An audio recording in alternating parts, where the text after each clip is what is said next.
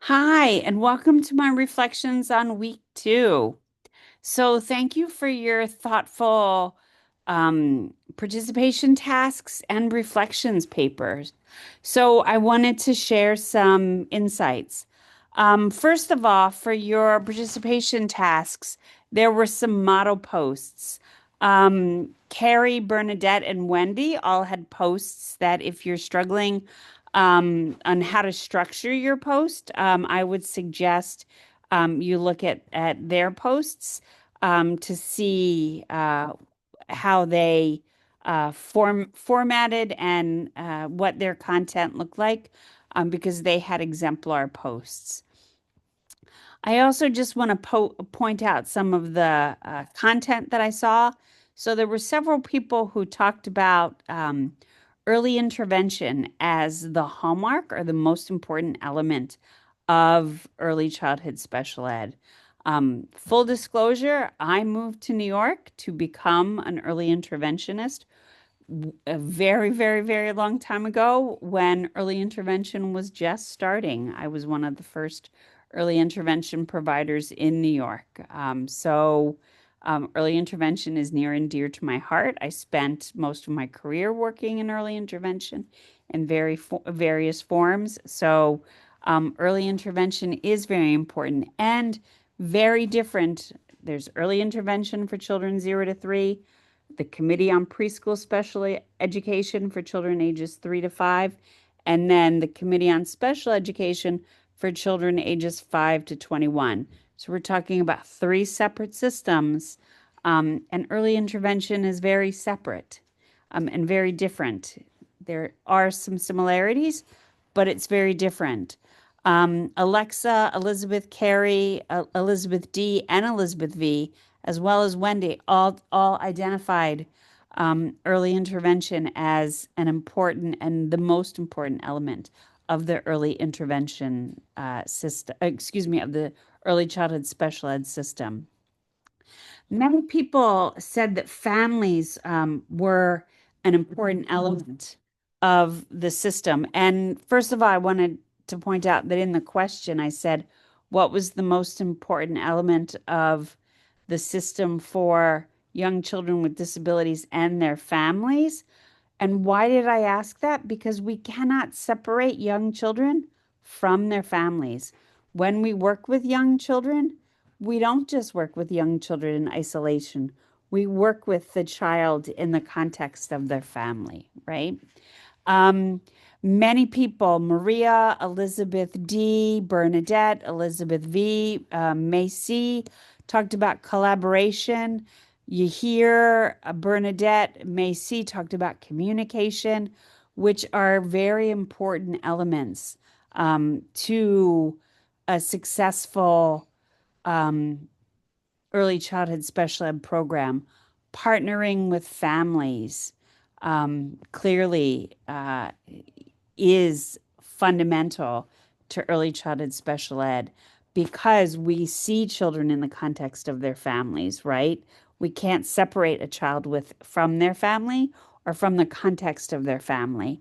So we have to work with the child and the family when we consider early childhood special ed. And then Tanatsan focused on the need for people and trust, and that trust for families, to trust providers, to trust teachers, but also for providers and providers and teachers to trust each other, right? And so that trust goes in multiple different layers and in multiple different directions. It's multi-directional. And then for question two, I asked about the elements of the system and who handles what. How do these roles get divided? And a lot of people said that the teacher in the classroom should handle providing services and overseeing services and supporting children with disabilities. And I appreciate that, except that what we find is many early childhood teachers don't have that expertise. And so they rely on that collaboration, as Maria and Elizabeth shared. Um, and because there's often a team of people, we need administrators to help ensure that that team sort of works together collaboratively. How will we know if someone's out or if someone um, is leaving the team if we don't have someone who's a team leader or overseeing our work, right? We need someone who can sort of lead the team and make sure everyone's collaborating and communicating and working together. Um, and having administrators or someone to do that is crucial. Um, Even making sure people have everyone's email address, right? And make, if you have someone's email address and it's the wrong, you're one letter off or you're one digit off, you can't communicate with someone, right? And then Alyssa, Elizabeth V, and Stephanie also talked about the need for early childhood special ed to be individualized and unique and focused on the unique needs of the child. And that is so important too. Um, I just want to remind people when completing participation tasks, please reply to a colleague. There's often in every participation task, there is a comment and instructions about how to reply to a colleague. Please ensure that you include material from the module, cite it in APA format. If you're struggling to do so, look back at the syllabus. There's guidelines for APA format in the syllabus. And my feedback is always audio feedback. And I ask a lot of questions, questions I don't always have the answer to. But I do ask questions. The goal of my feedback is to help you think deeper about your responses. And so that's the feedback that I give. Thinking about your reflections paper, I think some people got confused with Turnitin. I apologize. That's probably my fault. Just submit your paper as you would any other assignment, and then Turnitin naturally works its magic. It allows me to engage in some special features of uh, reviewing assignments. So all you have to do is click submit like you upload a document, click submit like you would for any other assignment, and that's how it works.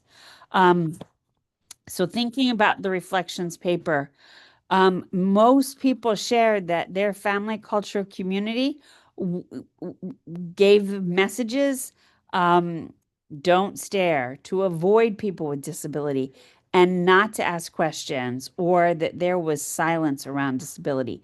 That is not something we talked about. Those are very powerful messages. Um, Someone talked in their paper about people with disabilities being an inconvenience, whether it was, the bus having to be stopped waiting for the bus, or people with disabilities acting inappropriately on the subway train. People also talked about people with disabilities begging in the subways or begging in front of stores or in places. And if you remember from week one, there's the handicap, which the root of that is hand in cap, which people with disabilities being beggars and begging for money. And so that is long rooted in um, perceptions of people with disabilities. And so moving from that stereotype is important. And sometimes people with disabilities are exploited. And sometimes people wrote about that in their papers, for their disabilities, which is really hard to hear about.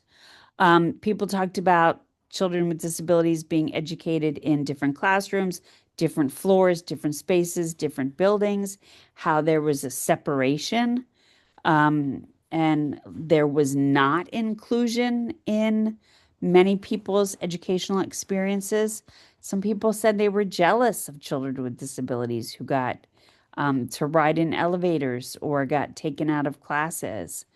And also talked about the cultural factors related to people with disabilities, which includes how different religions or people of faith view disabilities. So I appreciate your insights. One question that I asked many people is often we are or we will be working in inclusive settings. So, how will the experiences of children who are in inclusive settings, children with disabilities, children without disabilities, educated in the same classroom, young children, we're talking about infants, toddlers, preschool age children, young school age children, educated in the same classroom together, how will their experiences be different? How will they view disability differently? How will they um, consider ableism or have different perceptions of disability because they were educated in inclusive classrooms? Again, a question I don't have an answer to, but something that hopefully we can think about. And I look forward to reading and reviewing your week 3 participation tasks. I hope you have a great rest of the day. Be well.